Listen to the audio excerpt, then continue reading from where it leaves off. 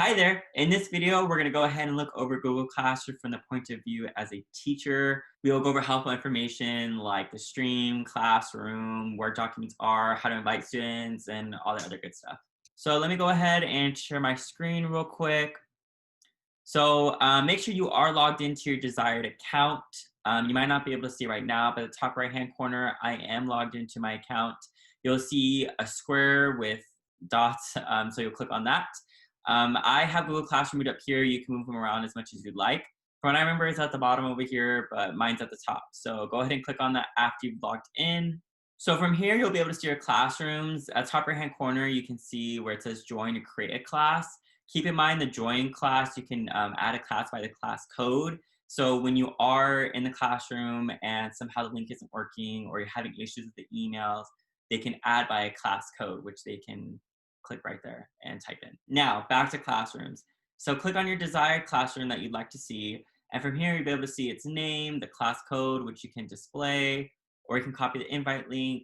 You can select a theme right here. You can upload a different photo, etc. So right here at the stream, you can set up announcements. You can share something with the class. They should get a notification either if they have the app or through their email. Either one, they should be able to see the notification. Top right hand corner, you'll see settings. So this is where you can change the name, class description, section, room, and subject. Right now, your name should be at the top with a date, and then the subject would be classroom. Some other general information, manage invite codes, invite link, and again, the class code, so you can copy them, or you can display the class code from here. Stream, only teachers can post or comment. You can change that if you'd like. It's highly suggested just to leave it as this is, but of course, it's your classroom. You can change that if you'd like. And then grading, grading should be turned off. The type of work that we do necessarily doesn't involve grading, but if you feel like that's beneficial, that could be another conversation. And just a reminder, make sure that when you make any major changes to your classroom to verify it with a media coordinator such as myself, making sure that the changes are being accounted for and that it's still beneficial to the students that we are serving. But so far, everything should be set up in a way where you don't really have to do any of that. But if you feel like there's any other feedback, you can always talk to me or another media coordinator about that. All right, so now moving on to classwork. Classwork is where the bulk of the work is going to be. It's probably where the most time spent by the students. So at the top, you'll see how to use Google Classroom with us. It should lead to a link to our YouTube channel where I have a student point of view walking through on how to use Google Classroom. If you'd like to watch that just to gain more experience or more knowledge, you can. On the left, there's topics, and you can click on them. It'll take you directly to them, which is nice and helpful. Moving down, there's A game, of course. There's financial freedom, and then there's career portfolio. So this looks a little bit different from the student point of view. With the teacher point of view, you'll be able to click on it. You can edit it if you'd like. You can delete it. You can copy the link. So that way, let's say that you have a certain assignment that you'd like to share, and the student's really confused. Somehow they can't find it. You can copy the link, and it'll take them directly to where the assignment is. So each assignment should have a description, how to get a typable copy, which I went over in student point of view. And then it should have also a video. Most of the time it should have some sort of video, whether it's to gain more knowledge or it's a lecture link. Each assignment, for a game at least, should have a link to a YouTube channel. With financial freedom, however, there are different instructions. They have to complete lesson 1, and then after that, select 3 more additional lessons that they feel are beneficial. So after they finish lesson 1, they download to get a typable copy, they follow the directions. They should be able to pick 3 more out of the other 9 other than lesson 1. Again, just to clarify, there's another YouTube video here. Click on it and it'll take you directly to the YouTube channel with the video. And then lastly, career portfolio. So there's intro and instructions. So it gives a warm welcoming to career portfolio, what the importance of it is, how it's used, another YouTube video, and then more information. So as you can see, each one's different here. We added essential documents, so that can include anything like driver's license, IDs, birth certificate, social security, any kind of DACA paperwork, etc. This is the online career portfolio, so it should be stored in their Google Drive. So that way when they turn it in, you'll be able to receive a copy as well. Now to see who's turned in the assignment, the cool thing is that when you click on one, you can push view assignment. And then right here, it'll tell you who's assigned and then who has turned it in. So normally you can click right here and you can see who's turned it in. And then you can go back up here to instructions. You can edit it and stuff like that. You can add a class comment, which is cool as a teacher. So if you feel like there's a common question that you keep getting, you can add a class comment or simply add a announcement to your stream.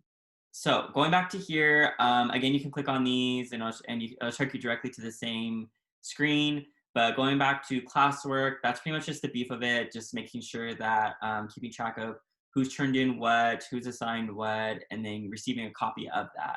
Normally, when someone does turn in a document, you'll be able to click on it, see it, and then you can also download a copy of it.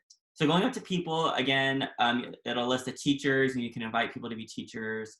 And then students, you can invite students. Again, you can either select this and copy the invite link and send it via email, or you can type in their name and invite them. And then you push invite, and then you should be good.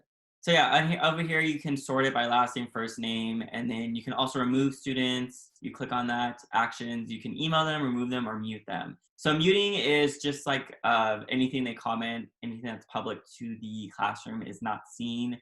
For instance, if somebody, I don't know, treats every assignment like a joke, they keep putting comments even though they are turned off.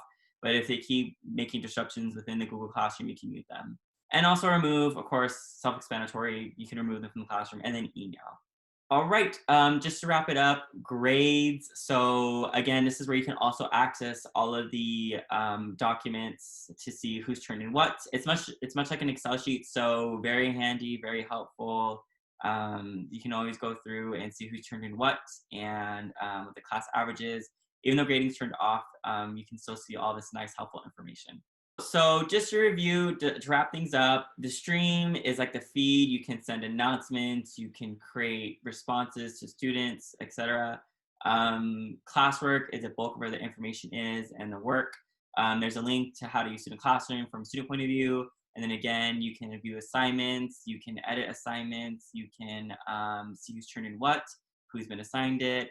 And each assignment, or most of the assignments, usually have a YouTube link video to our channel. And again, if you make any major changes, please take approval from a media coordinator before making them, and it's much appreciated. Thank you so much for your patience. Moving on to people, again, this is where you can also invite students. You can add them right here. You can copy the invite link. And then grades, you can see who's turned in what, and you can also sort it up here.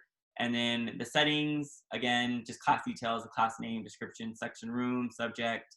You can invite people through codes. You can send them an invite link. And then, of course, there's grading settings at the bottom as well.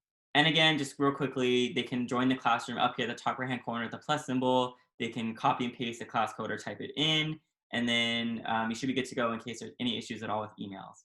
So those are the basics. I hope you all enjoyed this video. If you have any questions, please reach out to me and I will try my best to help you in any kind of way that I can. If you have any other suggestions, comments, or anything else related, you can also reach out to me again and please let me know. And it is very much appreciated. Thank you so much. Thank you so much for your work. Thank you so much for your patience. And thank you so much for being willing to learn this platform. I know it is very confusing at first, but it is very user-friendly and it is very, very, very much helpful to the students that we are serving. Thank you so much and y'all have a great day. Take care.